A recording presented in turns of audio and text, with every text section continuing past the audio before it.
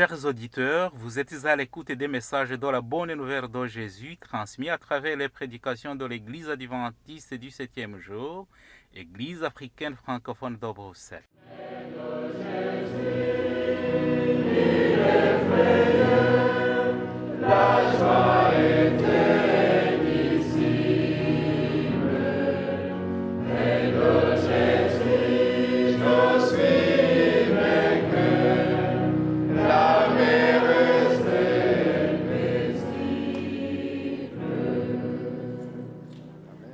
C'est ainsi qu'a commencé la bonne nouvelle de Jésus-Christ, le Fils de Dieu.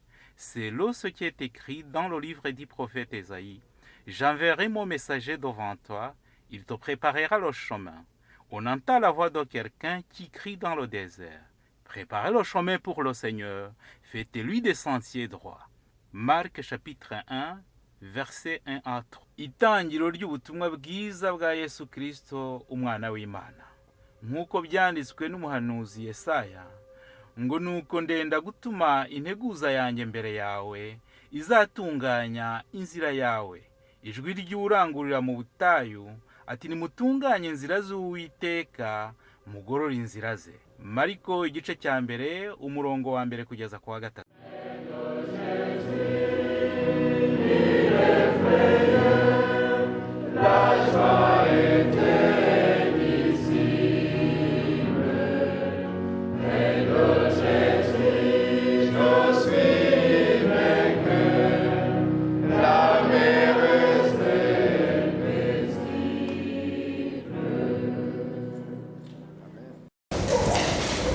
Haleluya. Haleluya. Amen. Nongeye kwishimira guhagarara imbere y'ubwoko bw'Imana. Je me réjouis encore une fois de me tenir devant le peuple de Dieu. Burya Satani ntabwo aba akunze. Satan, il est toujours contre. Ubu nagomba kuba mpagaze imbere y'abantu bageze kuri 600. Maintenant, je devrais me tenir devant une assemblée de presque 600 personnes. Dukoresheje ibyuma kabuhariwe, ikibwirizwa cy'uyu munsi cyagomba kuba kiri ahitwa Ingungu Higoma. Je devrais prêcher donc en Ngungu. Ariko ntabwo byashobotse kubera ko gahunda yaje kugira utubazo. Mais le programme a été perturbé. Rimwe na rimwe tujya tukunda kugira imigisha ariko tukayibuza.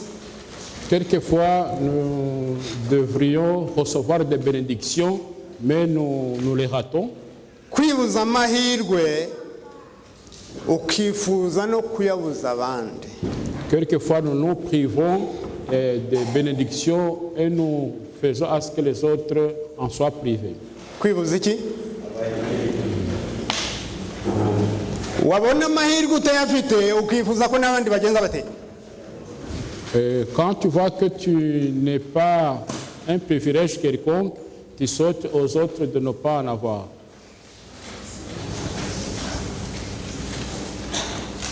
Uyu munsi ndashaka ko dusoma tubanziriza ku masomo amwe.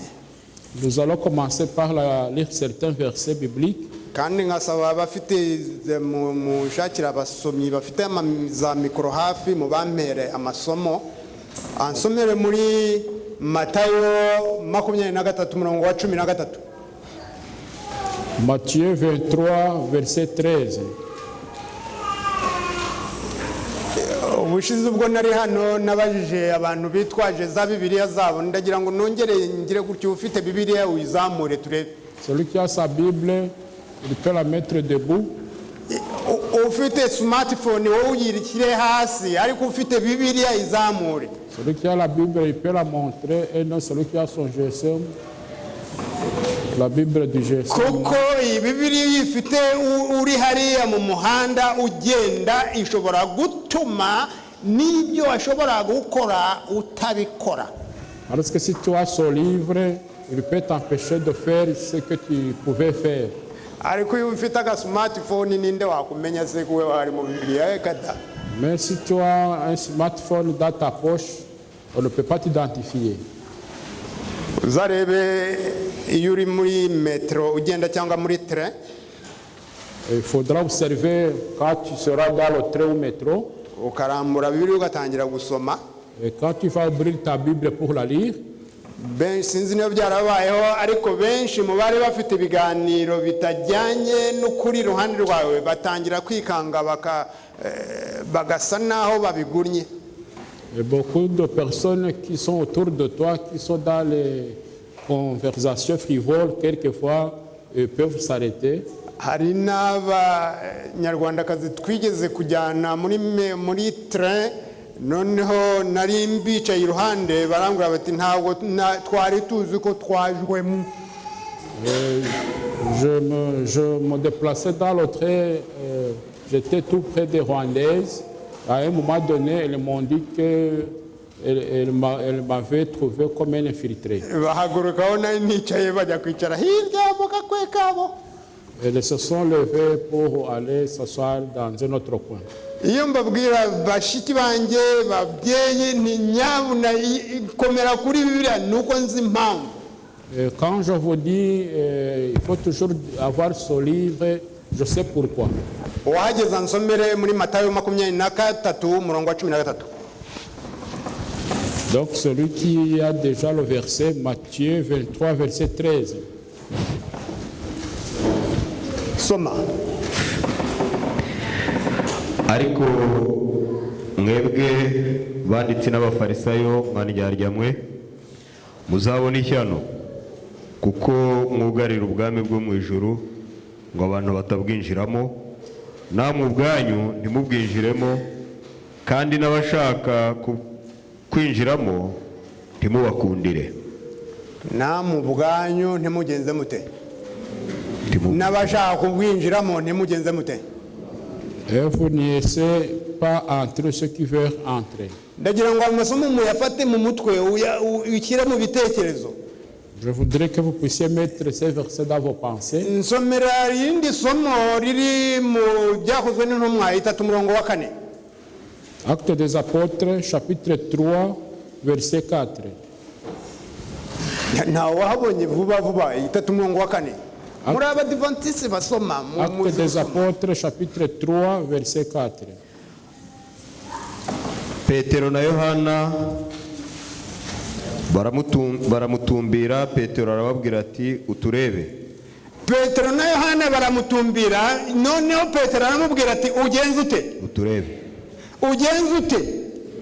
Iryo jambo muritindeho naryo murishyire mu bwonko. Donc Pierre lui a dit de Matayo igice cya 2 umurongo wa 2. Matthieu chapitre 2 umurongo wa 2. Verset 2. Igice cya 2 cya Matayo umurongo wa 2.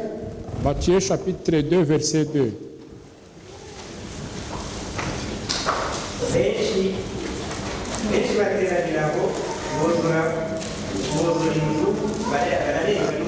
Matayo igice cya 2 umurongo wa 2.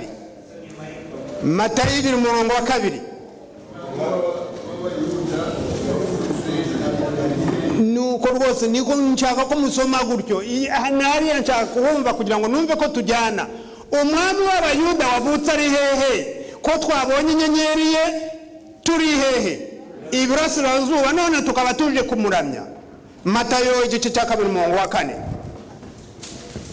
Soma. Ateranya bakuru batambye bakuru n'abanditsi bose b'ubwo bwoko ababaza aho Yesu azavukira ahariho.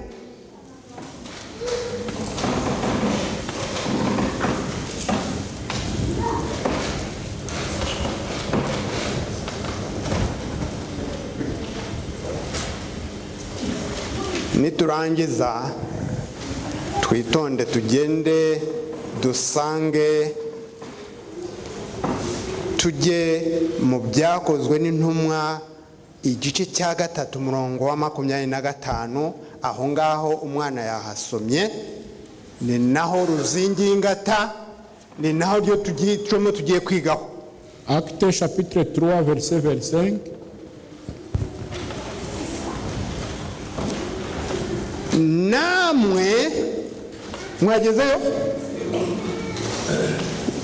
tugendere dusomera hamwe, nsome nawe muri gusoma, tugendere hamwe.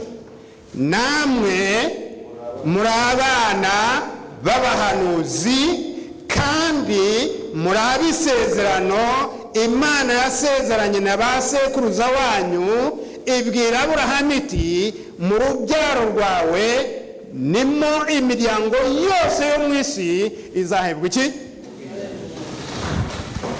Namwe muri iki? Vous aussi, vous êtes les enfants des prophètes. Abana b'abahanuzi. Le fils des prophètes. Abana b'abahanuzi. Abana b'abahanuzi nshaka ko tubabo muri iki gitondo, ntabwo ari abangaba ngiye gusoma. Et le fils des prophètes que je voudrais que nous soyons ce matin, ce ne sont pas ceux que je vais lire. Igihe Yesu yavukaga, quand Jésus est né, byari byarahanuwe kera. C'était déjà prophétisé avant. Byari byarahanuwe kera igihe azavukira, umujyi azavukiramo, byari bizwi, abahanuzi barabyize. Le temps et le lieu avaient été prophétisés, les prophètes l'avaient bien étudié.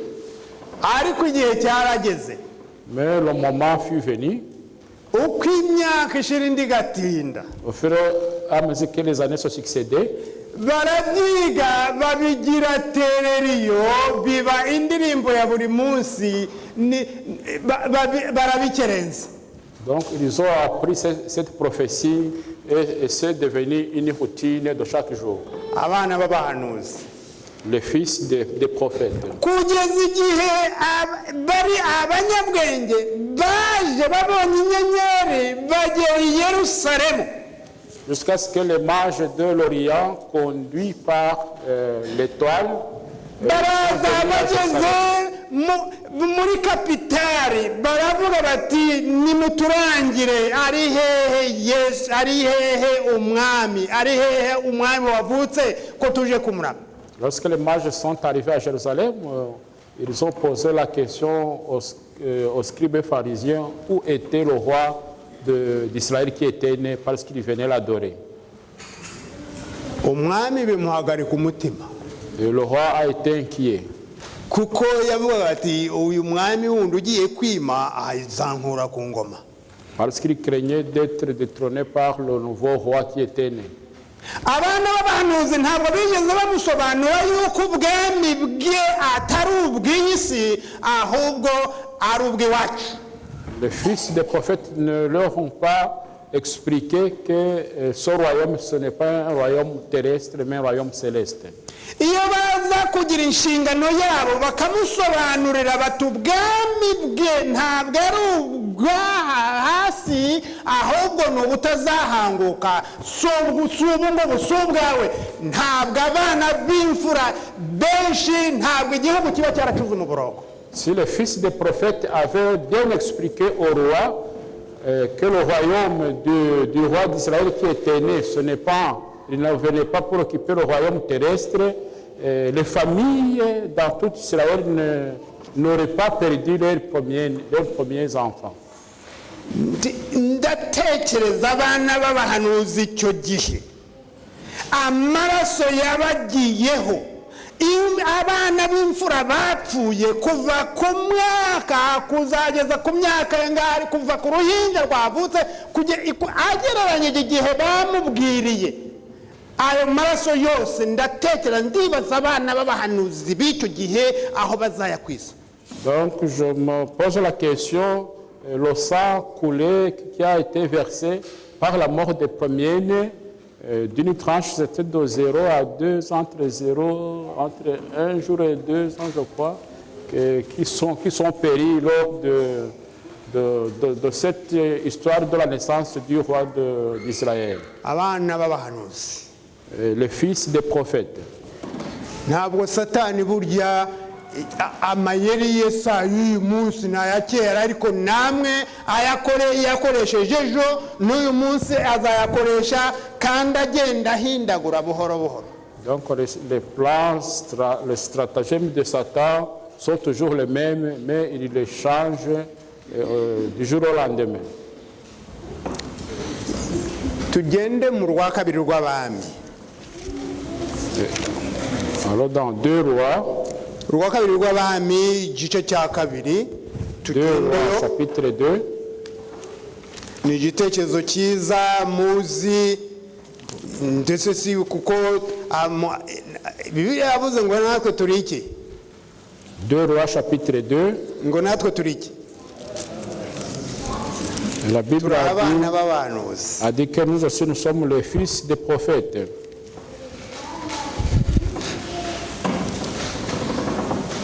Mwibuke yuko mu Bafilipi ijambo ry'Uwiteka ritubwira ngo ariko mwebweho iwanyu ni hehe? Iwacu ni he? Mwijuru. Souvenez-vous bien qu'en Philippiens on nous dit que notre demeure n'est pas ici sur terre mais que c'est au ciel. Hariya turahabona igitekerezo cya Eliya. Ici nous voyons l'histoire d'Élie.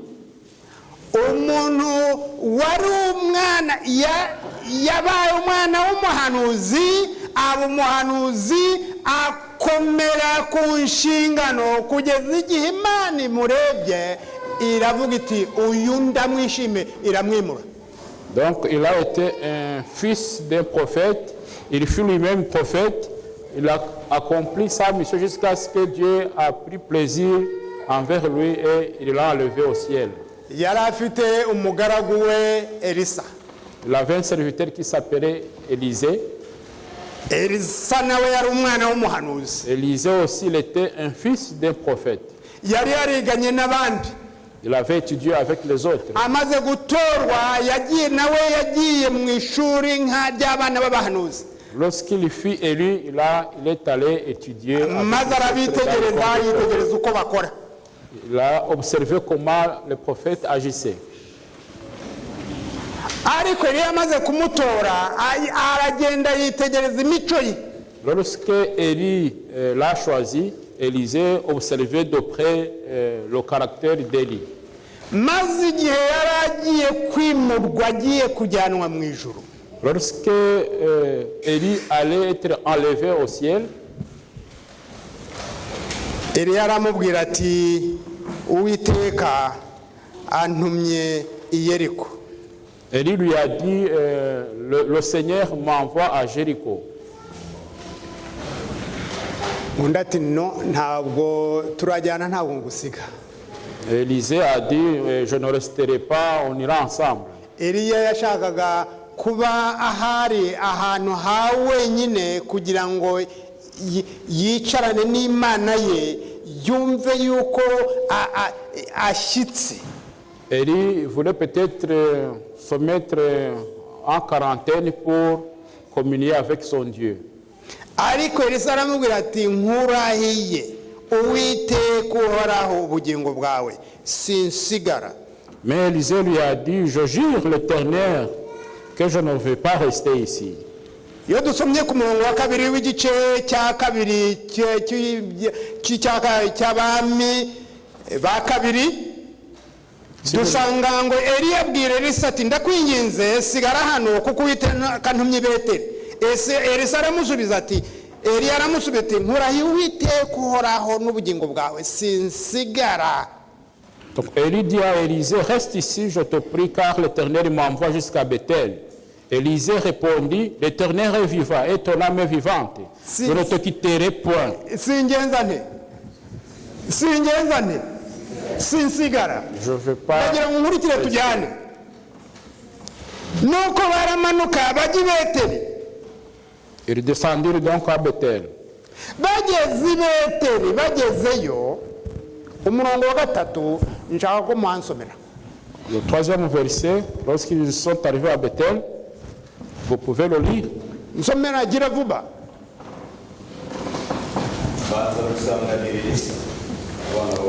Umurongo wa gatatu. bagezeyo abana b'abahanuzi b'i Beteli baza gusanganira Elisa.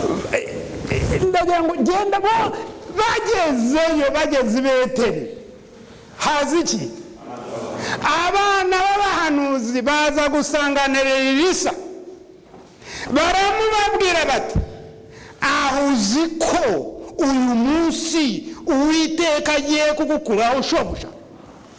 Et lui dire, sais-tu que l'Éternel enlève aujourd'hui ton maître au-dessus de ta tête? Tekereza aho uzi ko uyu munsi Uwiteka agiye kugukuraho shobuja. Sais-tu que l'Éternel enlève aujourd'hui ton maître au-dessus de ta tête? Arabasubiza ati ye ndabizi ariko nimumbwire uko byagenda. Ese azagenda koko? Ese azajya he? Ese azagenda ryari? Ese mwabimenye mute?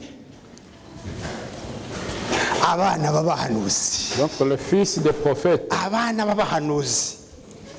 Abana b'abahanuzi ni ijambo ry'Imana risomwa mu masaha ya 5 batangira kureba ku isaha amasaha yageze. Le fils des prophètes, lorsque nous lisons la Bible, il commence à vérifier si l'heure n'est pas dépassée à leur montre. Abana b'abahanuzi bagera saa 5 saa 6 yanga mu kadomo bagatangira kureba ku isaha. Le fils des prophètes, quelquefois, ils arrivent à l'église vers 11h. kubera ko abana b'abahanuzi bize ubuhanuzi bimwe barayisomye barayize ubuhanuzi barabwize kuva muri Danieli kugera mu Byahishuwe barabizi ibyo ntacyo babwira. Parce qu'en fait, ils savent tout depuis le livre de Daniel jusqu'au livre d'Apocalypse. Quelquefois, ils n'ont pas envie d'attendre autre chose. Abana b'abahanuzi bavuze ati ejo hazaba amavuna amaturo nyabuna ariko abadivantiste babivuze kuva kera isaza kugeza n'ubu. Lorsqu'on parle des offrandes, lorsqu'on parle du retour de Jésus, les fils des prophètes disent que cela c'est une chanson courante. Abana b'abahanuzi umubwiriza atangira kubwiriza batangira kongorerana. Et quand un prédicateur commence à ouvrir la bouche, il commence à chuchoter là où il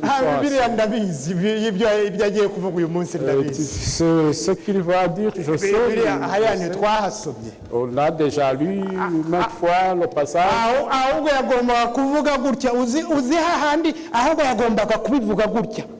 Et d'ailleurs, il n'a pas bien dit, il devrait faire comme ça.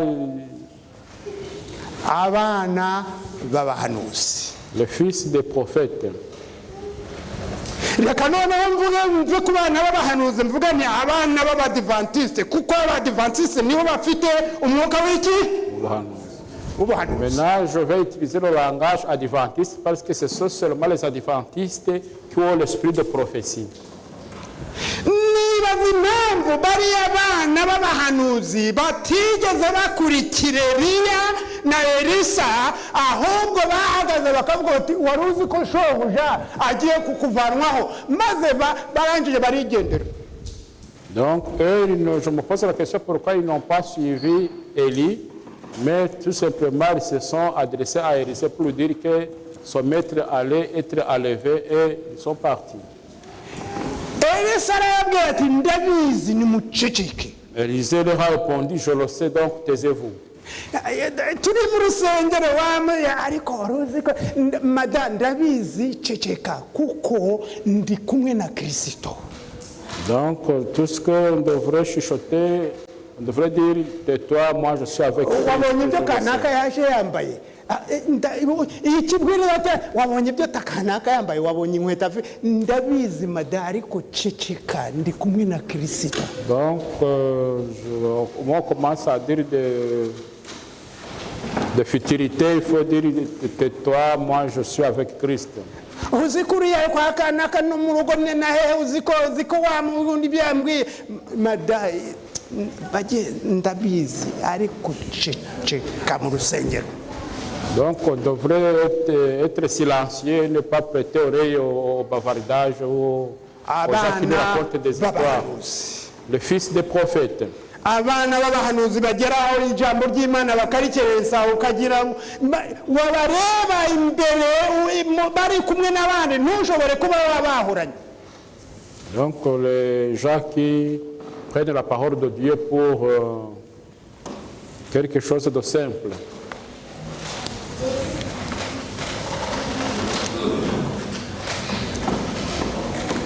Umurongo wa gatanu. Au 5e verset, quelqu'un peut lire au 5e verset. Yeriko bagezeyo n'abana b'abahanuzi b'Yeriko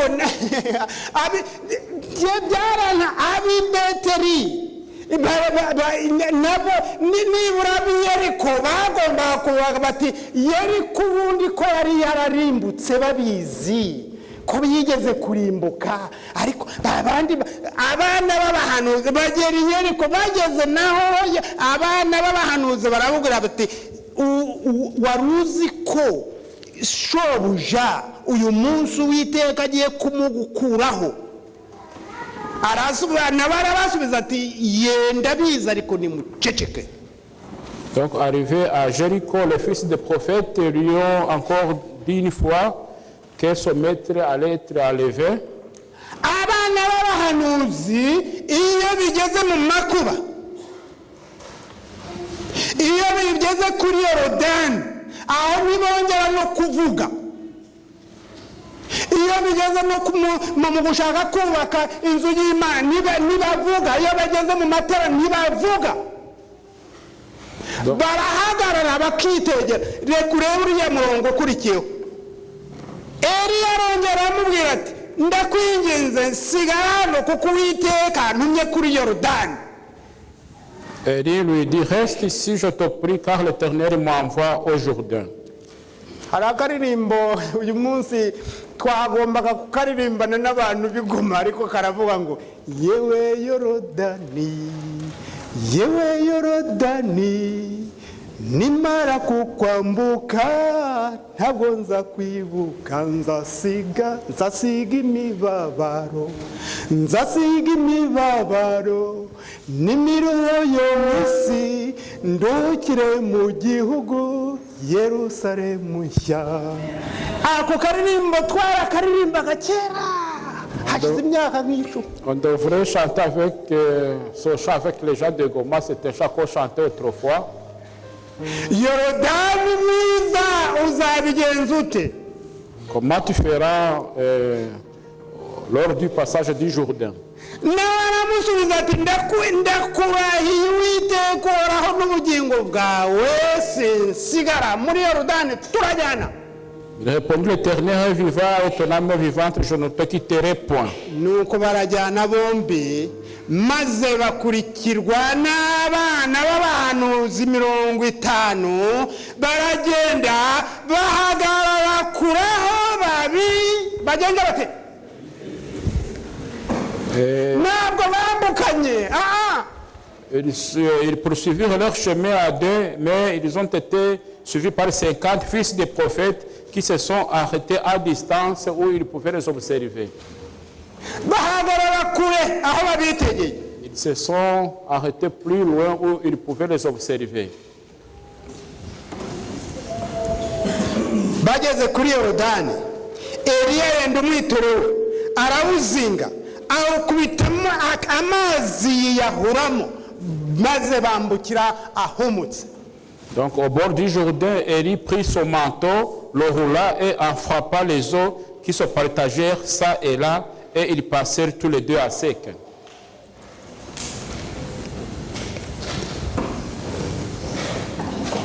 Yorodani wintinyisha kuko hakurya yawe hari amahoro. Donc nous devrions dire aujourd'hui de ne pas nous effrayer, car au-delà, il y a la paix. Bageze hakurya Eliya abwira Elisa ati nsaba icyo ushaka cyose ndakigukorera ntaratandukanywa nawe. Nsaba iki? Icyo ushaka cyose. Lorsqu'ils eurent passé, Élie dit à Élisée, demande ce que tu veux que je fasse pour toi, avant que je sois enlevé d'avec toi. aba bana b'abahanuzi bari barize ubuhanuzi barabuminuje baraburangije. Donc le fils des prophètes avait bien approfondi la prophétie. ariko bari babuze ikintu kimwe. Mais il leur manquait une chose. Elisa aramusubiza ati ndakwinginze ndaga imigabane ibiri y'umwuka wawe. Élisée répondit, qu'il y ait sur moi, je te prie, une double portion de ton esprit. ndaga iki ndaga iki ndaga iki ndaga imigabane ibiri y'umwuka wawe. Donne-moi une double portion de ton esprit.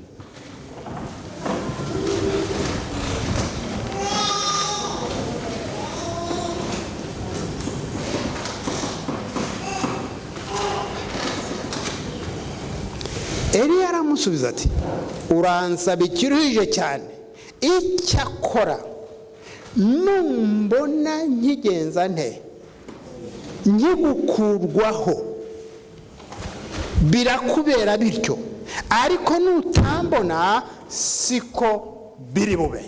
Élie dit, tu demandes une chose difficile, mais si tu me vois pendant que je serai enlevé d'avec toi, cela t'arrivera ainsi. Sinon, cela n'arrivera pas.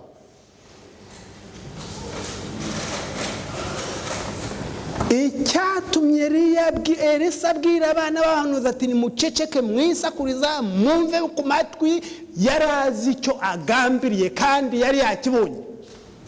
Donc, ce qui poussait Élisée à faire taire le fils des prophètes, il savait bien ce qu'il poursuivait et il avait reçu aussi, je pense, cette vision. Kangahe mu matwi yawe abana b'abahanuzi bashobora kuza bakagukura ku cyo watekerezaga bakakuroha.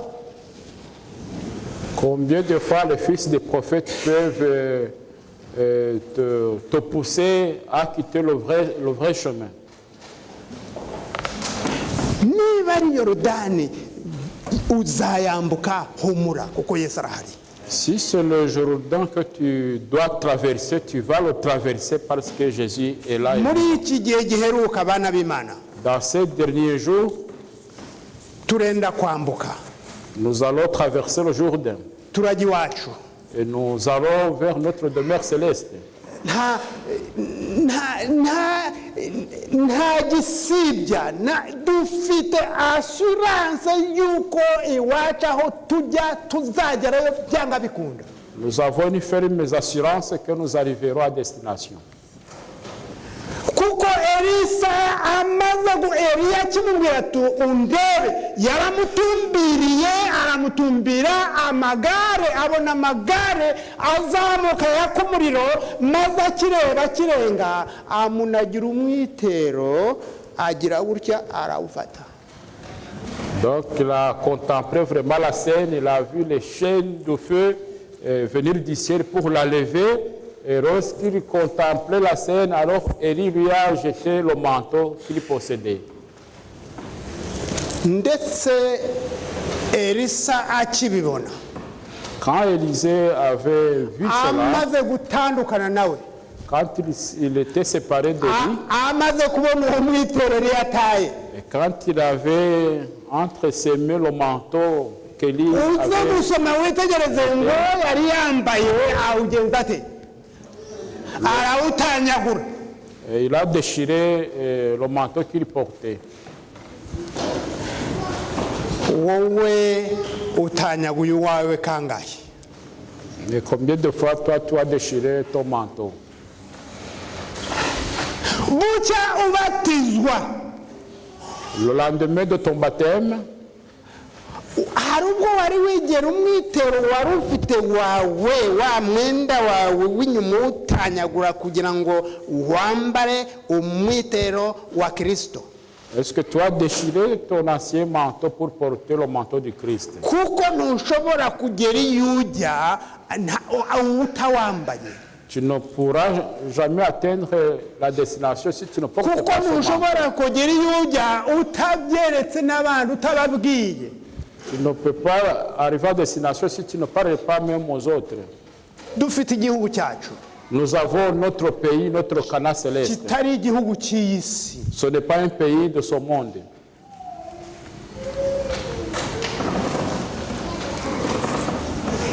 Buri gihugu kigira abaturage bacyo bagira icyo bita ikirangantego.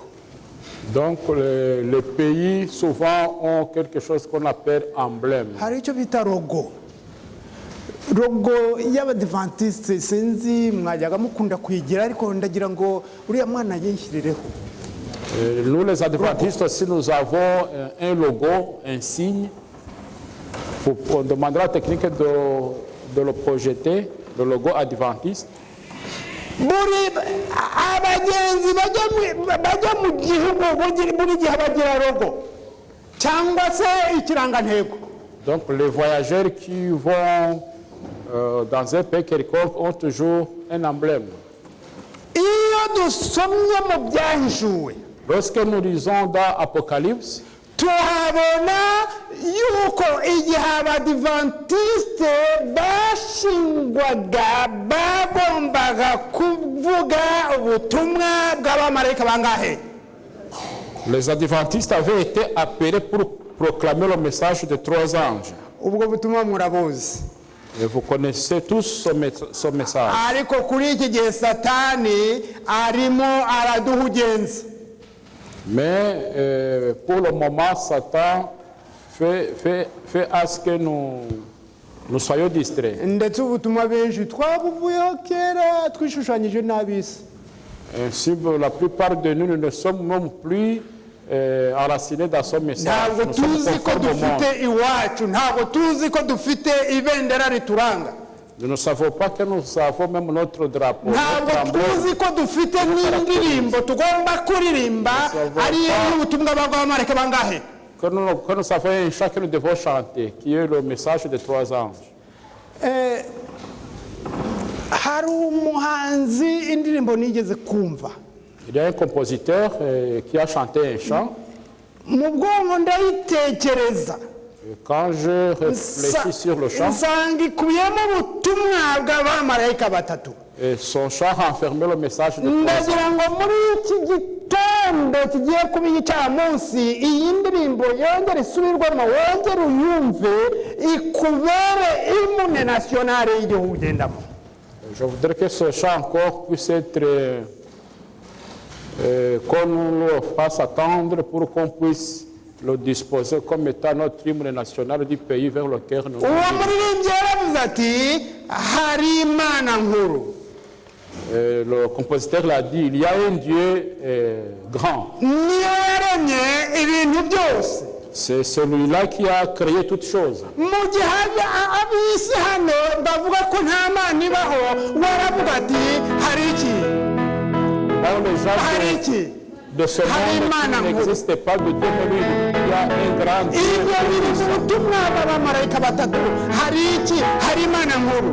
Il y a un Dieu tout-puissant. Agira impuhwe nyinshi Il y a beaucoup de miséricorde. kandi bitata.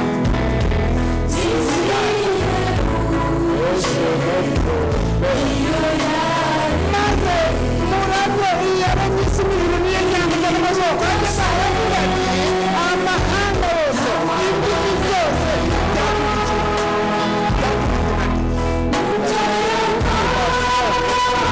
Son nom.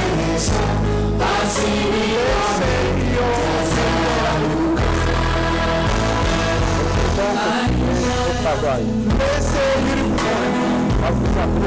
mbese iyo uri mu rugo Quand tu es à la maison, watura izina rya Yesu, est-ce que tu proclames de tes lèvres le nom de ubwira abantu Jésus? ko hari Imana nkuru. Est-ce que tu dis aux autres qu'il y a un Dieu Mu gihe redoutable? abantu bizera ibiti bakavuga ko bavuye mu nkende bakavuga iki, wovuga ko hari Imana nkuru yaremye ijuru n'isi n'ibirimo. Pendant que les gens croient à la fausse théorie de l'évolution, est-ce que toi tu affirmes qu'il y a un Dieu grand et redoutable? Maze uyu muhanzi arangije Et ce compositeur, il a dit, aravuga ati ngwino wimane na Yesu ingoma.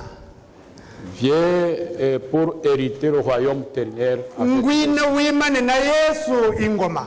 Viens pour hériter le royaume éternel. Marayika wa gatatu aravuga ati bwoko bwanjye mugenze mute nimusohokemo mwimane na yesu iki mwimane na yesu ingoma kuko amaherezo azima ingoma itazagenza ite Le itazahambuka. troisième ange nous appelle à sortir de Babylone.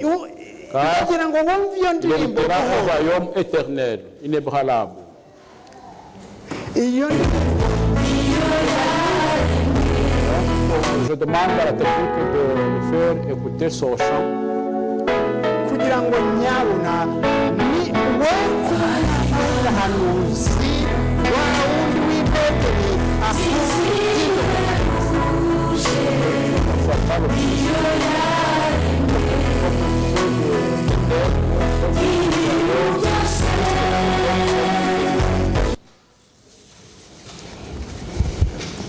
ni data.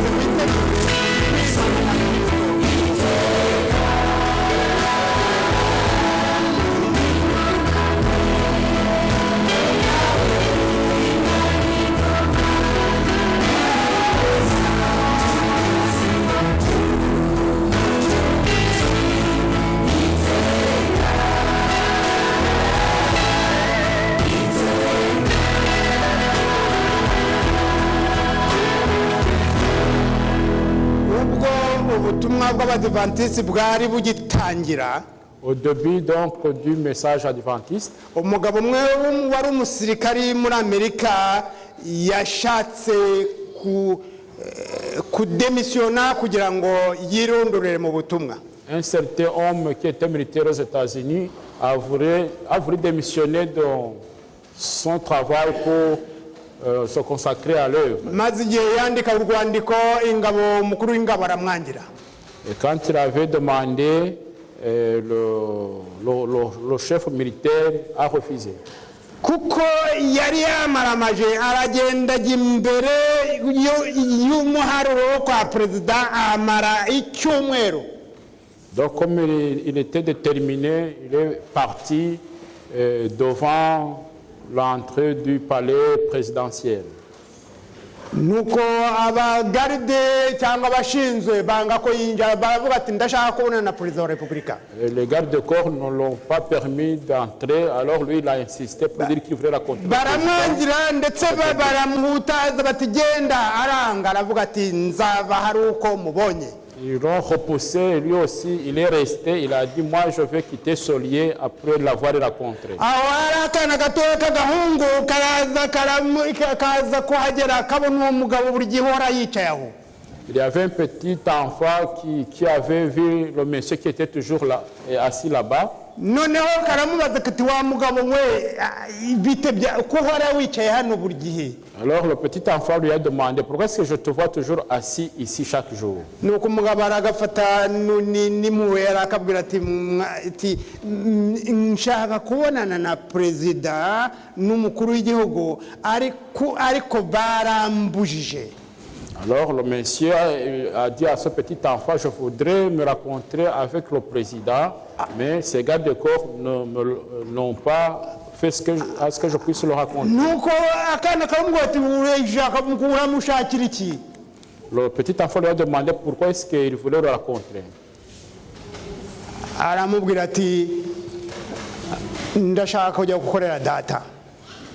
Il a répondu au petit enfant, je voudrais aller travailler pour mon père.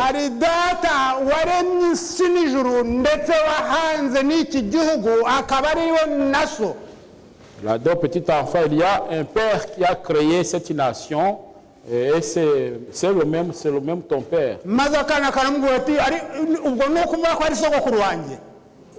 Alors le petit enfant lui a dit comme ça, alors il est mon grand-père.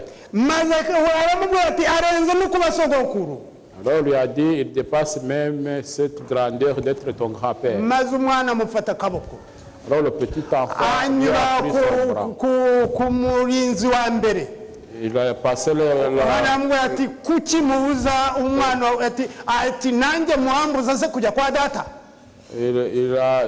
ils ont traversé le portail des gardes de corps.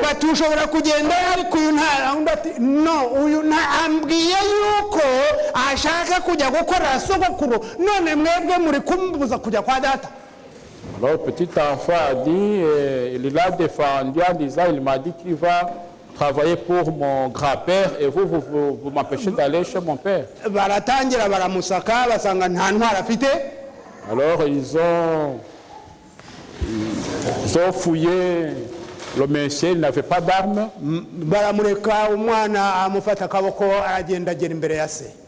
Ils l'ont laissé, le petit enfant lui a pris son bras juste devant son père. Le petit enfant a dit, mon père, chaque fois je t'obéis. I am proud. Numva kuba uri data bimpa ibyishimo. Le fait que je suis ton enfant, ça me donne la joie. Ariko uyu mugabo, mais cet homme, ngo afite se wo mu ijuru, ni nawe ubwo ni sogokuru wanjye, arashaka kuva mu ngabo akajya kumukorera. Mais cet homme, il a un père éternel qui est aussi ton père. Donc, il a fait beaucoup de jours assis devant le portail. Les gardes de corps lui ont empêché d'entrer. agende ajye gukorera sogokuru. Et donc donne-lui la lettre pour qu'il aille travailler pour son père. Umugabo aramubwira ati bite, aramwigira amubwira data wo mu ijuru, arangije amuha urwandiko ayandikira umukuru ati musezerere agende ajye gukorera Uwiteka. Alors le président a écouté ce qu'il lui racontait, en fait de quoi il lui a donné la lettre qui a été adressée au chef militaire qui lui a Kuva exigé de le laisser uwo partir. munsi nibwo hatangiye, mbere y'uko inama ya guverinoma iba, haba motion y'umudivantiste umunsi wa karindwi. C'est en ce moment-là qu'au fait le message, le mouvement adventiste venait de commencer. Benshi ntibigeze bamenya uko byagenze, nta n'ushobora kuba byibuka. Et beaucoup de gens ne se souviennent pas de ce qui s'était passé. Uyu munsi wa none ndakurarika ngo ube umwana w'umuhanuzi nka Elisa. Aujourd'hui, donc, je te persuade d'être le fils du prophète comme Élisée. Ufata imigabane ibiri y'umwuka, ari ryo sezerano rishya n'isezerano rya kera, rihumekewemo n'umwuka wera, aba ari wo ugukoresha guhumekeramo, kuko benshi bafite isezerano rishya ariko irya kera bakarishyira mu kabindi. Donc, tu demandes la double portion de l'esprit d'Élie qui est comparé à l'Ancien et au Nouveau Testament. Elisa we yasabye imigabane ibiri y'umwuka. Élisée, lui, il a demandé une double portion de l'esprit qui animait Élie. Ntabwo yafashe imyuka ibiri, ahubwo yafashe imigabane ibiri, double. Ni ukuvuga isezerano rishya n'isezerano rikuru bibimbiye hamwe, bihumetswe n'umwuka wera. Donc, il a pris l'Ancien et le Nouveau Testament ensemble, scellés par le Saint-Esprit. Ndifuza bangahe muri iki cyamunsi bavuga bati tugiye kuba bahanuzi, turashaka kuba bahanuzi nka Elisa. Combien dans cette matinée qui prennent la résolution de dire je voudrais être le fils de prophète comme Élisée. Ntuhagarara abandi kubera ko bakurebye, ahubwo hagarara ku maguru yawe yombi ubihamisha Yesu Kristo kugira ngo agushoboze maze nsabe hamwe nawe. Tiens-toi sur tes deux jambes pour qu'on puisse prier ensemble pour que Dieu nous fortifie, nous aide à y arriver.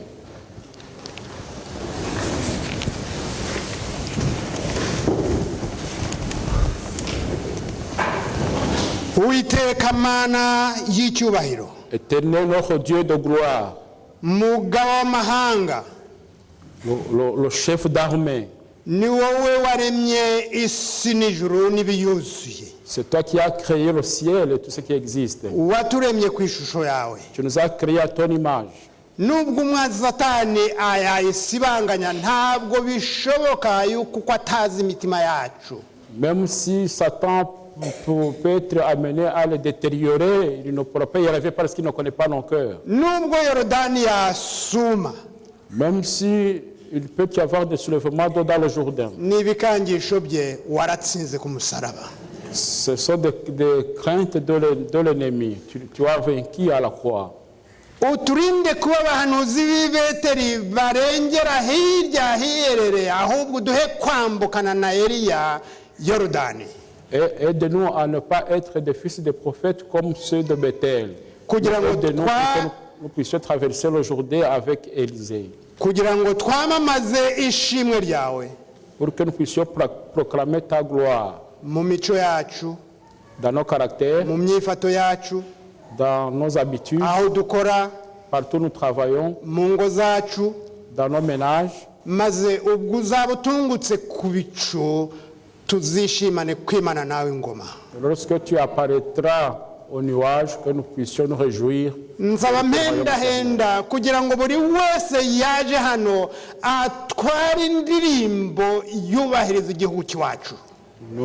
Je demande pour que toute personne ici présente puisse rentrer avec le chant hymne national de notre pays, le Cana Céleste. kugira ngo abamarayika batatu ubutumwa bwabo bubwirizwe ubanguke udutarure muri iyi si y'imburamumaro. Pour que le message de 3 anges puisse être proclamé et que tu viennes nous prendre de ce monde. byose ubiduhane n'abakunzi b'umusaraba. Nous te le demandons pour que tu puisses nous le donner avec tous ceux qui aiment ta croix. mu izina ryiza rya Yesu Kristo Au nom umucunguzi de wacu. Jésus, Amen.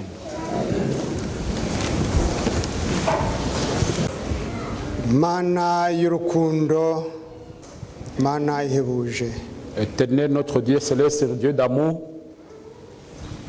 ibyo washatse ko tumenya nibyo, ce que tu as voulu que nous sachions ce matin, kandi uduhishuriye amayeri umwanzi Satani akoresha. tu viens de nous révéler les stratagèmes de l'ennemi. Uturinde guhuga, Aide-nous à ne pas succomber, uduhe gutumbira Yesu wenyine ku musaraba, que nous puissions focaliser nos regards vers Jésus sur la croix. kandi uduhe kwamamaza inkuru twahamagariwe.